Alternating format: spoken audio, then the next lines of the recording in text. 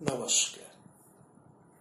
প্রাণারামের মাধ্যমে সম্প্রচারিত ভারত কথার গ্রন্থি মোচনের 448তম পর্বে আপনাদের সবাইকে জানাই সাদর সম্ভাষণ।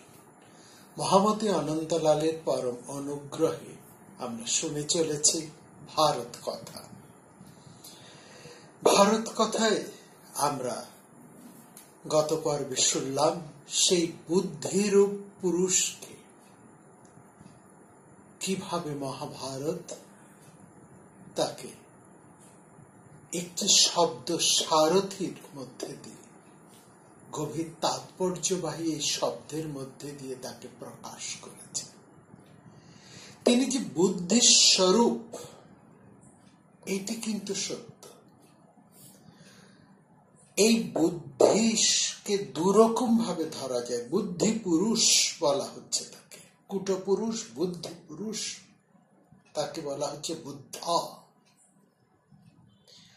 এক মহাভারতের যদি আমরা রাজনৈতিক দৃষ্টিভঙ্গি থেকে এই শব্দটাকে বিচার করি, তাহলে এই বুদ্ধি হচ্ছে কুটবুদ্ধি বা রাজনৈতিক বুদ্ধি।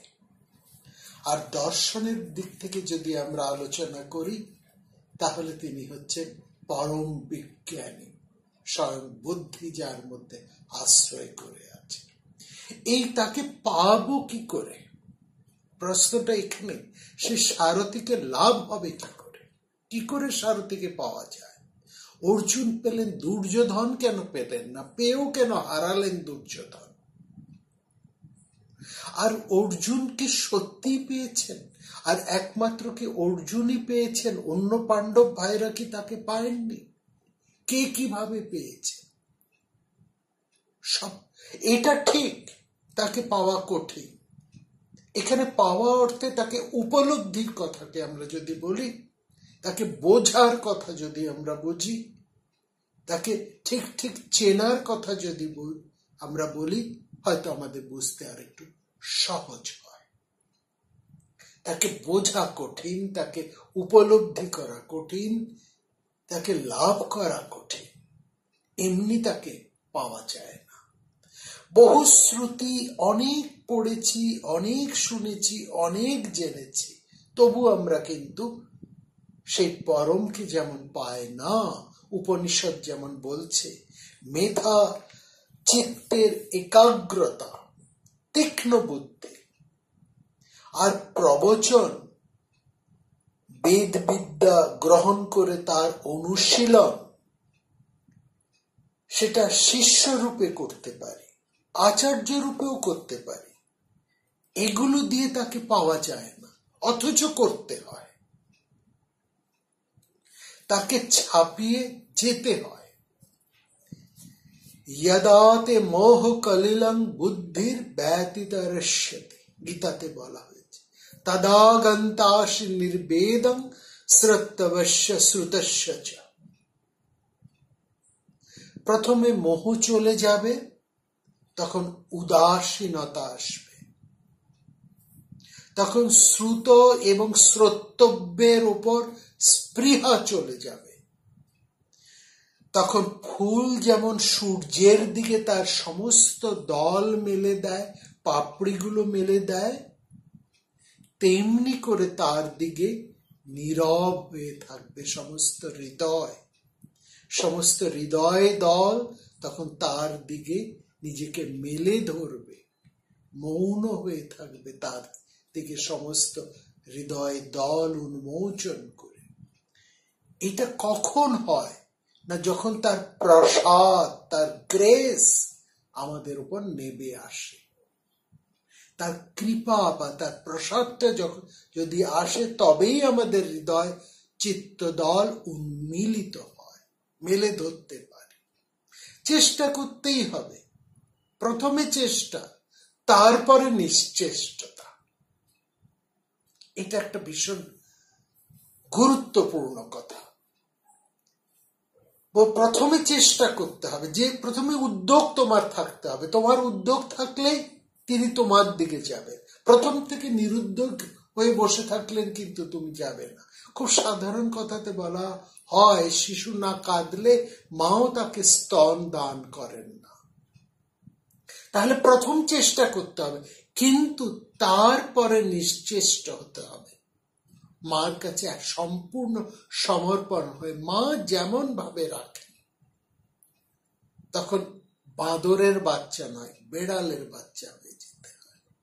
তখন শুধু অপেক্ষা, যেন তিনি আসছেন, তার পথ চেয়ে থাকা, তখনই সত্যকার পাওয়া হয়। তার আগের পাওয়া আসবে ও যাবে। পাওয়া যখন স্থির হয়, যখন তিনি ঝাঁপিয়ে পড়েন, তখন আমার চেষ্টা নিস্পন্দ হয়ে যায়, আর তিনি নিজেকে বিবৃত করেন নিজেকে। তখন তিনি আমার ওপর সম্পূর্ণ মেলে ধরেন, তার ভক্তের উপর তিনি তখন নিজেকে সম্পূর্ণভাবে উন্মোচন করেন, কোনো আড়াল আর তিনি রাখেন না।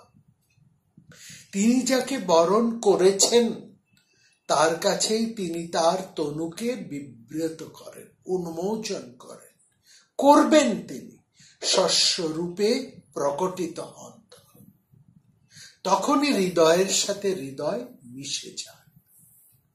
প্রথম আমি যেন খুঁজছি, এই ভাব আসে, তারপর একটু আকুলতা থাকে, পরম আকুলতা থাকে, কান্না থাকে, কিন্তু পরে ক্রমশ সেই ব্যাকুলতা প্রশান্তিতে পরিপূর্ণ হয়, রূপান্তরিত হয়। পরিপূর্ণ আত্মসমর্পণ তখন হবে, যখন সমস্ত চিত্ত সমনস্ক সদা শুচি হবে, আর তার জন্য এক গভীর প্রতীক্ষা থাকবে। গীত গোবিন্দ কি চমৎকার ভাবে একটি শ্লোকে এটা বলা হয়েছে, পততি পতত্রে বিচলিত পত্রে শঙ্কিত ভবদুপজানম রচয়তি শয়নং সচকিত নয়নং পশ্যতি তব পন্থানম। কৃষ্ণ যেন প্রতীক্ষা করছেন রাধার। উত্তর, এই কথাটা রাধার সম্পর্কে ধরলে এই শ্লোকের ভাবটা খুব সহজে ধরা যায়। প্রতি মুহূর্তে একটা প্রস্তুতির ভাব। তোরা শুনিসনি কি শুনিসনি তার পায়ের ধ্বনি, সে যে আসে আসে আসে, এটা স্মরণ ভাব। তিনি বরণ করেছেন, এটা যদি বোঝা যায়, তখন আর কোনো আড়াল থাকে না, তখন দুই এক হয়ে যায়। ঈশ্বর আর ভক্ত, ভক্ত আর ভগবান তখন একাকার হয়ে যায়।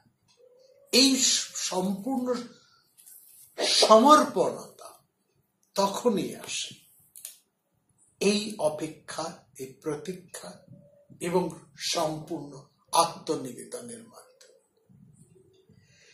এখানে দেখুন, অর্জুন সম্পূর্ণত তার কাছে সমর্পণ করেছেন, সখাত্বের সম্পর্ক।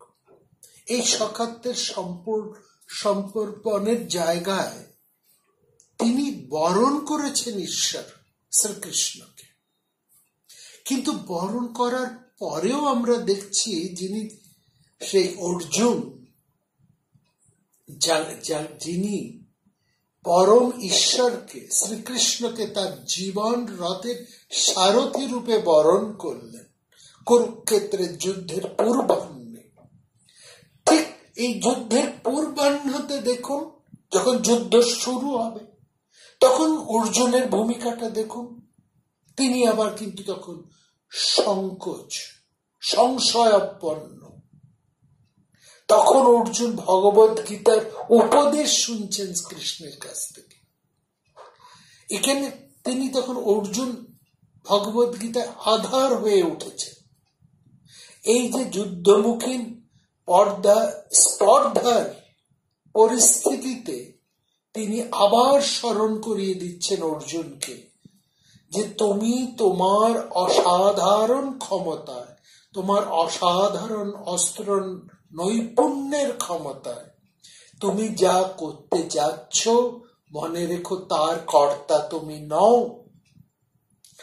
একমাত্র অহংকার মূঢ় মানুষেরাই নিজেকে কর্তা বলে ভাবে, অহংকার বিমূঢ়াত্মা কর্তা মহামতি মন্নতে। স্মরণ করিয়ে দিচ্ছেন তিনি যে ভীষ্ম, দ্রোণ, কর্ণ যাদেরকে তুমি সামনে দেখছ অশ্বত্থামা সহ, প্রত্যেকেই তাদের কাল হওয়া মাত্রই, তাদের কাল, তাদের সময় হওয়া মাত্রই তারা মারা যাবে। তুমি নিমিত্ত মাত্র, তুমি কর্তা নও।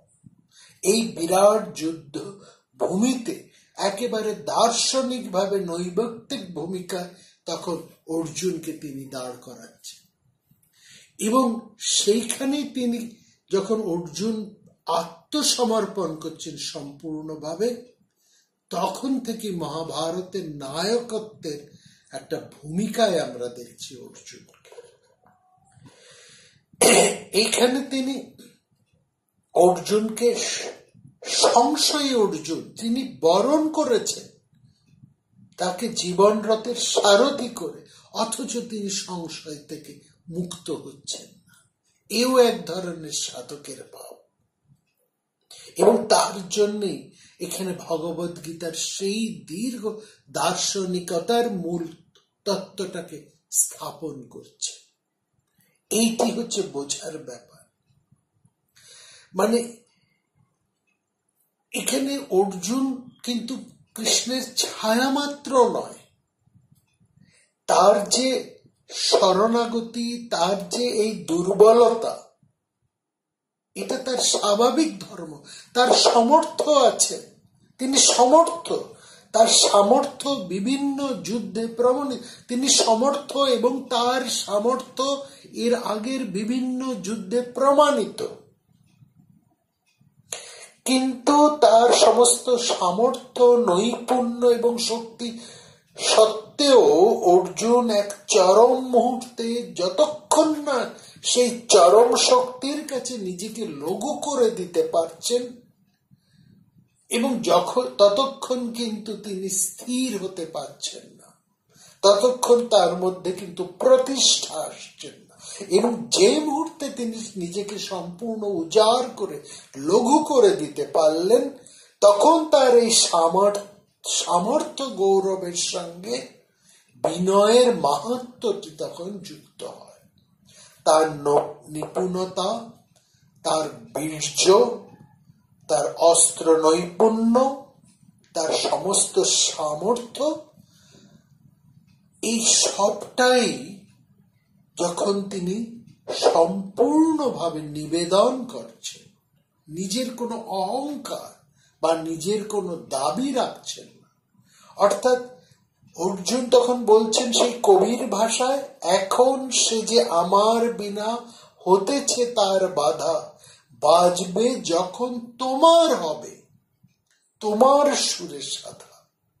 এই তার সুরে যখন সাদা হবে, সেটা কখন হবে? সব দিতে হবে, সবটাই যখন সে দিতে পারে। এই প্রপন্নতাটা যখন হচ্ছে, এবং এই প্রপন্নটা হওয়ার ফলে কি হলো, যে মহাভারতের যুদ্ধে যত অন্যায় হয়েছে একটাও অর্জুনকে কালিমা লিপ্ত করতে পারেনি। কৃষ্ণের ছল কপটতার জন্য পাণ্ডবেরা যুদ্ধ করেছেন, কৃষ্ণ সেই জন্য কাউকেও, তাকে যখন ষট বলা হয়েছে, ছলনাময় পুরুষ বলা হয়েছে, তিনি কপট পুরুষ বলেছে, তিনি কপটতা করেছে, কৃষ্ণ সব স্বীকার করেছে। তিনি সমস্ত কলঙ্ক, সমস্ত অপমান সবটাই তিনি মাথায় তুলে নিয়েছেন, নিজের গায়ে তিনি মেখে নিয়েছেন। কারণ তিনি জানেন যে এই সততা, এই মায়া তিনি যদি প্রয়োগ না করতেন, তাহলে পাণ্ডবদের কোথায় জয় হতো, কোথায় তাদের রাজ্য লাভ হতো? তারা কিছুতেই জয়ী হতে পারত না। কিন্তু লক্ষ্য করার এটা, একটা কলঙ্কের দাগ তিনি কিন্তু পাণ্ডবদের গায়ে, অর্জুনের গায়ে লাগতে দেন। সমস্ত দায়, সমস্ত কলঙ্ক তিনি নিজের মাথায় তুলে নিয়েছেন। অহং তং সর্ব পাপভ্য মোক্ষয়াস্মি মা শুচা।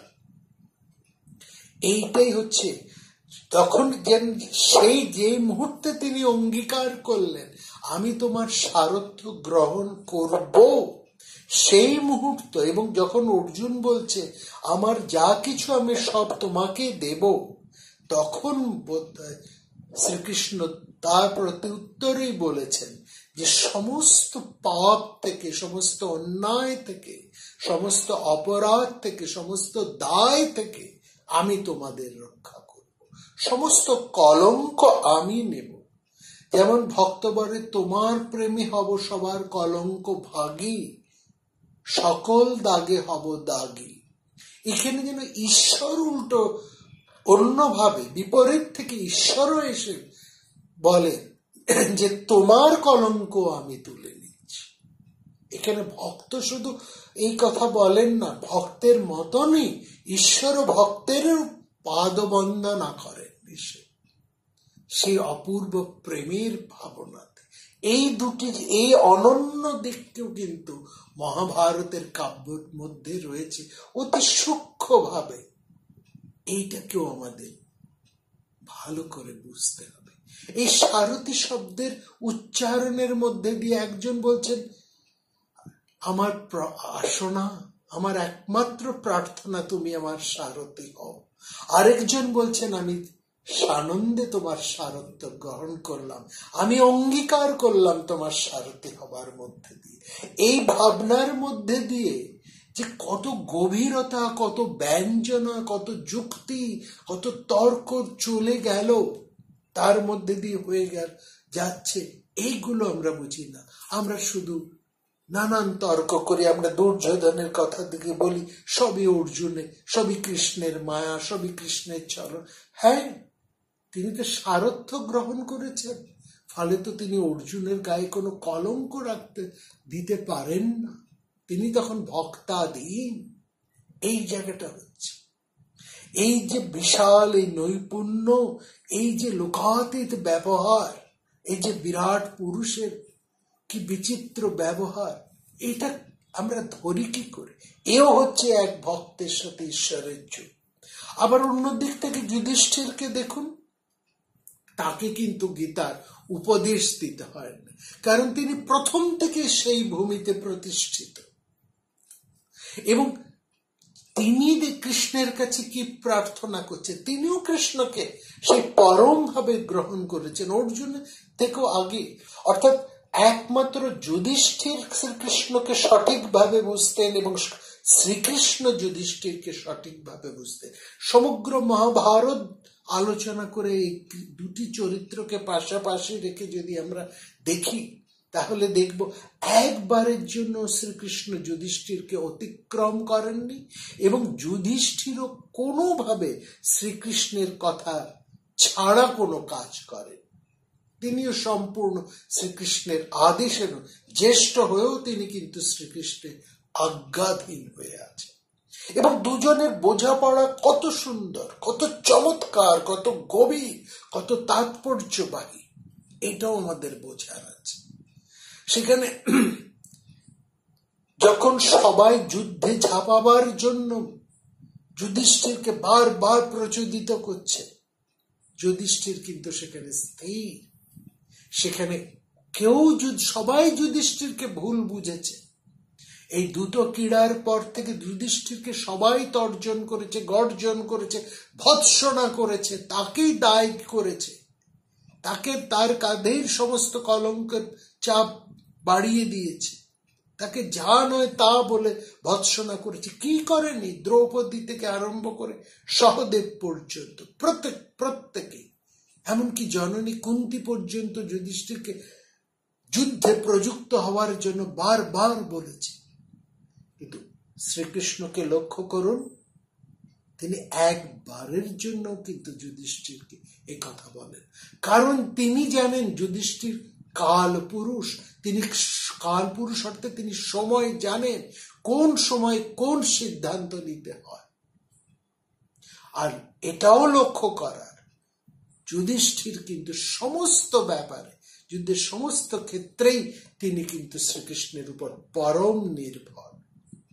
কি প্রার্থনা করছেন, ইনি অর্জুন গিয়ে সারথ্যে প্রার্থনা করেছেন কৃষ্ণের কাছে। আর যুধিষ্ঠির বলছেন, দেখুন কি চমৎকার ভাবে মহাভারতের এই জায়গাটা দেখে বলছেন, যুধিষ্ঠির জানেন এই যুদ্ধের পর্যায়টা কি হবে। তিনি ভালো করে জানেন যে যুদ্ধটা খারাপ, নিজের কোনো ক্ষতি হলো না, শত্রুপক্ষের সব ক্ষতি হলো, এমনটা তো কোনো যুদ্ধে হয় না। সুতরাং যুদ্ধ যদি লাগে তার সামগ্রিক পরিণতিটা হচ্ছে ক্ষতি, চরম ক্ষতি। আর যদি বা কোন রকমের জয় আসে, সেই জয় আসে অনেক অনেক ক্ষতির মধ্যে দিয়ে এবং সাংঘাতিক ক্ষতির মধ্যে দিয়ে। কিন্তু এতৎসত্ত্বেও যুধিষ্ঠির কিন্তু যুদ্ধকে এড়িয়ে যাচ্ছেন না। তিনি চেষ্টা করছেন যুদ্ধ যাতে না হয়, কিন্তু যখন যুদ্ধ একেবারে হবে, আর কোনো বিকল্প এলো না, তখন তিনি কিন্তু নিরাসক্ত হয়ে সেই যুদ্ধের জন্য প্রস্তুত হলেন। তখন তার মধ্যে কোনো সংশয় নেই, যুদ্ধক্ষেত্রে দাঁড়িয়ে তিনি কিন্তু সংশয়ী হচ্ছেন না, তিনি কিন্তু শ্রীকৃষ্ণের কাছে পূর্ণ আত্মসমর্পণ করে বসে আছেন। তিনি আগে অনেক চেষ্টা করেছেন যাতে কুলক্ষয় না হয়, কোনো পক্ষেরই কোনো ক্ষতি না হয়। না চেতক্তং তদিচ্ছাম না চেচ্ছাম কুলস্ক্ষয়। যুদ্ধ বন্ধ করার সমস্ত উপায় ব্যর্থ হলে যুদ্ধ হবে, এটা যুধিষ্ঠির জানেন। এবং এই যুদ্ধটা যে একটা পশুবৃত্তি, এই রাজনীতিটা যে একটা পশুবৃত্তি, সেটাও যুধিষ্ঠির ভালো করেই জানেন। যুদ্ধের মূল চেহারাটা দেখিয়ে যুধিষ্ঠির শ্রীকৃষ্ণকে বলছেন, জানো কৃষ্ণ, এই যুদ্ধটা কেমন জানো, এই রাজনীতিটা কেমন জানো, এটা হচ্ছে একটা কুকুরের মতো।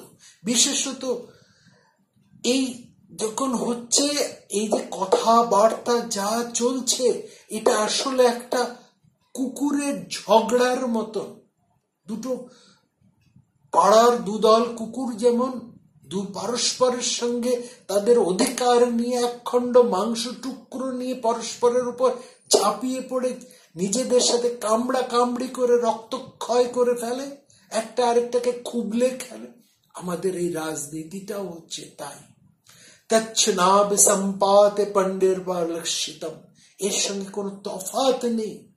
তিনি বলছেন, দুটো কুকুর যখন ঝগড়া করে তখন প্রথমেই দুটো লেজ উঁচিয়ে আসে, তারপর বিকৃত শব্দে পরস্পরের ছিদ্র অন্বেষণ করতে থাকে, তারপর বিকৃত চিৎকারে দুজনে নিন্দা এবং প্রশংসা করতে থাকে, তারপর মাটিতে গড়াগড়ি, দন্ত প্রদর্শনী, চিৎকার, ভীষণ যুদ্ধ, দন্ত দর্শন বারবাদস্ত যুদ্ধং প্রবর্ততে। শেষ পর্যন্ত যে কুকুরটি বলিষ্ঠ সে জিতে যায়। কিন্তু দুঃখের বিষয় কি জানো কৃষ্ণ, এই যুদ্ধকালে মানুষের সঙ্গে কোনো তফাৎ থাকে না, মানুষের সঙ্গে কুকুরের কোনো তফাৎ থাকে না। এবং মনুষ্যস্য বিশেষ নাস্তি কথ্যন। যুদ্ধের ভাবনায় তিনি যখন ক্লিষ্ট হয়ে উঠবেন, আমরা সে পরবর্তী সময়ে দেখব, তখন এই যুধিষ্ঠির কৃষ্ণের কাছে তিনটে বিকল্পের কথা বলেছিলেন। বলছেন, আমরা উদাসীন থাকতে পারি, কিন্তু তাতে রাজ্য লাভ অসম্ভব। দেখুন কতটা স্থির, কতটা ধীর, কতটা পরিপক্ক যুধিষ্ঠির।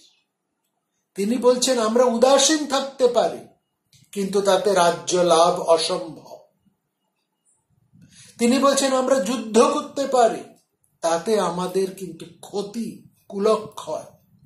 আর আমরা যদি প্রণিপাত বৃত্তি অবলম্বন করতে পারি, তাতেও কিন্তু কোনো লাভ হবে না। কারণ দুর্যোধন, ধৃতরাষ্ট্র আমাদের এই প্রণিপাত বৃত্তিকে দুর্বলতা ভাববে, উপহাস করবে। সপুত্র বশামপন্ন প্রণিপাতং প্রহাস্যতি। অথচ ধৃতরাষ্ট্র আমাদের পিতার সমান, তিনি আমাদের মাননীয়। এরকম একটা সম্পদে এবার দেখুন যুধিষ্ঠির কি প্রার্থনা করছেন কৃষ্ণের কাছে। তিনি প্রার্থনা করছেন, এই যে একটা চমৎকার ভাবে সমস্ত দিকটাকে তিনি অ্যানালিসিস করলেন। তিনি ব্যাপারটা বোঝেন, যুদ্ধ কি জিনিস সেটা বোঝেন, যুদ্ধতে যে পক্ষ জিতে তার কি লাভ হয় সেটাও তিনি বোঝেন, এবং যুদ্ধ করার সময় যে উন্মাদনা সেটাকেও তিনি কুকুর বৃত্তির সাথে তুলনা করেছেন। তারপরে নিজেদের তিনটে বিকল্পকেও পরপর সাজিয়ে তিনি চমৎকার ভাবে তুলে দেখলেন। অর্থাৎ যুধিষ্ঠির প্রাজ্ঞতা, তার স্থৈর্য, তার বিচার বুদ্ধি, তার দূরদৃষ্টি এবং তার মানবিকতা সব কটাকেই একসঙ্গে তিনি তুলে ধরেছেন। এখানে যুধিষ্ঠির একটা বিরাট স্থিতদের মধ্যেও প্রতিষ্ঠিত। এই জন্য তাকে ভাগবত গীতা বাণী শোনাতে হয়নি। তিনি কি বলছেন, কি প্রার্থনা করছেন সেই পরম পুরুষের কাছে? বলছেন, এই কৃষ্ণ, তুমি এমন একটা উপায় কি বলতে পারো যাতে আমাদের ধর্ম বজায় থাকে অথচ ঐহিক লাভ সম্পন্ন হয়? এটা কি হতে, এটা কেমন করে হবে কৃষ্ণ? সে শুধু তুমিই জানো, তুমি শুধু করতে পারো। বলেই বলছে, তুমি ছাড়া আর আমাদের কেই বা আছে বলো? কোহ কৃষ্ণাস্তি নস্তা দৃক সর্বনিশ্চয়াবিদ সুরিত। তোমার মতন এমন পরম শরীর সখা আমার কে আছে আর আমাদের? অর্জুন তিনি শুধু জীবন রথের সারথি করছেন, আর ইনি জীবন রথের সারথিকে বলছেন, তুমি এমন একটা কি উপায় করতে পারো যাতে আমাদের ধর্মও বজায় থাকে অথচ ঐহিক লাভ হতে পারে? অর্থাৎ তিনি একেবারে ধর্ম থেকে নিজেকে সরে আনতে পারছেন না, মানবিকতার থেকে তিনি নিজেকে বিচ্ছিন্ন করতে পারছেন না। ঈশ্বরের পরমের সাথে যুক্ত হয়েও তিনি মানবিকতা বোধকে কিন্তু তিনি সেই বোধে তিনি উদাসীন থাকতে পারছেন। ধর্মও বজায় থাকবে, আবার ঐহিক লাভও হবে। এটা যদি আমরা ভাবি যে পরস্পর বিরোধী, কিন্তু মনে রাখবেন ভারতবর্ষের এইটাই হচ্ছে মূল দর্শন। এই দর্শনের উপরেই কিন্তু গোটা ভারতবর্ষের সমস্ত ন্যায় নীতি, জীবন বোধ সবটাই কিন্তু দাঁড়িয়ে আছে। আমাদের চতুর্বর্গের প্রথম কথাটি, যে বর্গটি হচ্ছে ধর্ম, এই ধর্মকে আমাদের অর্থের সাথে যুক্ত করতে হয়, কামের সাথেও যুক্ত করতে হয়। যে কোনো উপায়ে অর্থ সম্পত্তি লাভ করব সেটা হবে না। ধর্ম অতিক্রম না করেই নিজের সমৃদ্ধি ঘটাতে হবে। কাম মানে যথেচ্ছাচার নয়, ইন্দ্রিয় সর্বস্বতা নয়, এবং ধর্মের সাথেই সমস্ত কিছুকে যুক্ত করাই হচ্ছে ভারতবর্ষের বৈশিষ্ট্য। আর এই ধর্ম কথাটা মানে পুজো পাঠ, মন্ত্র উচ্চারণ, ধূপ ধুনো, নৈবেদ্য, বেলপাতা, ফুল, এসব চন্দন কুমকুম নয়। এই ধর্ম মানে নীতি, নিয়ম, আইন, মানবিকতা। কেমন করে ধর্মও থাকে অথচ অর্থ সমৃদ্ধিও ক্ষতিগ্রস্ত না হয়, ভারতবর্ষ চিরকাল তারই অন্বেষণ করেছে। আরেকটা দিকে এখানে লক্ষ্য করার, যুধিষ্ঠির কৃষ্ণের কাছে আত্মসমর্পণ করছে। ভগবত গীতার যে উপদেশ ভবিষ্যতে অর্জুনকে তিনি দেবেন, তুমি আমার সমস্ত, যেখানে কৃষ্ণ বলছেন তুমি সমস্ত ধর্ম ত্যাগ করে আমার শরণ নাও অর্জুন, এই উপদেশ অর্জুনকে দেওয়া হবে, যুধিষ্ঠিরকে দেওয়া হবে না, কারণ যুধিষ্ঠির সেটা জানে। পিতা প্রতিম ধৃতরাষ্ট্রের কাছে রাজ্য যাচনা করে প্রত্যাখ্যাত হলে যুদ্ধের মাধ্যমে যে ধর্ম সংকট উপস্থিত হচ্ছে, তার থেকে রেহাই পেতে হলে যে ধর্ম ত্যাগ করে পরমেশ্বর প্রতিম ঈশ্বর, পরম ঈশ্বর স্বরূপ কৃষ্ণের যে শরণ নেওয়া দরকার, সেটা যুধিষ্ঠির বোঝেন। আর বোঝেন বলেই বলছেন, এই রকম সংকটে একমাত্র পুরুষোত্তম তুমি ছাড়া আমাদের আর কোনো গতি নেই, কারণ তুমি আমাদের প্রিয়, তুমি আমাদের প্রিয় কামনা করো, এবং সমস্ত বিষয়ে কি সিদ্ধান্ত হওয়া উচিত সেটাই তুমি নিশ্চিত জানো। প্রিয়শ্চ প্রিয় কামশ্চ গতিজ্ঞ সর্বকর্মণাম। এখানে আরেকটা জিনিস লক্ষ্য করুন, এইখানে ভক্তের আরেকটা রূপ দেখুন, যুধিষ্ঠিরের মধ্যে দিয়ে আমরা সেটা দেখছি। কৃষ্ণের সাথে ঈশ্বরত্বের পরমে প্রতিষ্ঠা করেছেন দুই ভাই, অথচ যুধিষ্ঠিরকে দেখুন, তিনি ঈশ্বরের সাথে এতটা প্রিয়ত্বের সম্পর্ক, তার ঈশ্বরত্বের সম্পর্কের চেয়েও অতিক্রম করে তার প্রিয়ত্বের সম্পর্কটা কতটা গভীর এখানে লক্ষ্য করবার। এই ক্ষেত্রে যুধিষ্ঠির অর্জুনকেও ছাপিয়ে যাচ্ছে। এখানে যুধিষ্ঠির আমরা ভবিষ্যতে দেখব, সেখানে আমরা দীর্ঘ আলোচনা করব বিস্তৃতভাবে। আজকে শুধু সংক্ষেপে ওর একটা ঝলক দিয়ে রাখি। সেখানে যুধিষ্ঠির সে কৃষ্ণকে পরম পুরুষোত্তম জেনেও তিনি তাকে একলা দুর্যোধনদের কাছে হস্তিনাপুরে পাঠাতে চান না। তিনি ভয় পাচ্ছেন, তিনি জানেন ঈশ্বর হচ্ছেন পরম পুরুষোত্তম, তিনি তার কাছে পূর্ণ সমর্পণ করছেন, অথচ তিনি আবার ভয় পাচ্ছেন তার ঈশ্বরের যদি কিছু ক্ষতি হয়। এখানে হচ্ছে প্রেমের সম্বন্ধটা কোথায়। যদি দুর্যোধনরা তার ক্ষতি কিছু করে ফেলে, তার কৃষ্ণের পরে তার এত মমতা, এত প্রেম, এত ভালোবাসা, অর্থাৎ ঈশ্বরত্বের থেকে এক ধাপ নেবে, অদ্বৈত থেকে দ্বৈতে নেমে এসে তিনি তখন মিশে যাচ্ছেন। এইখানে ভারতবর্ষের চরম অদ্বৈত ভাবনার মধ্যে তুমি আমি এক হয়ে থাকছেন না, আস্বাদনের জন্য অদ্বৈত থেকে দ্বৈতে নেমে আসছে, তাকে আস্বাদন করবার জন্য। সেখানে বলছেন, না কৃষ্ণ, এটা আমার ভালো লাগছে না, তুমি যত ভালো কথাই বলো, দুর্যোধন কিন্তু তোমার কথা শুনবে না। তারপরে তাদেরকে ঘিরে বড় বড় রাজারা রয়েছে, তারা যা বলবে দুর্যোধন তাই করবে। সবার মাঝখানে তোমাকে আমি কি করে একলা ছেড়ে দিই বলতো? তেষাং মধ্যাবতারং তব কৃষ্ণ নো রচয়, আমার কিছুতে ভালো লাগছে না। এই যে প্রিয়ত্বের মমত্বের সম্পর্কটা কত মধুর দুইয়ের ভক্তের মধ্যে, এই যে একটা অপূর্ব প্রিয় সম্বন্ধ এখানে স্থাপন হয়েছে দুই ভাইয়ের সাথে দুই রকমের, এটা লক্ষ্য কর। একজন তাকে ঈশ্বর পরম জেনে তাকে সারথ্যে বরণ করছেন, অথচ যুদ্ধক্ষেত্রের মধ্যে তার আবার সংশয় চলে আসছে।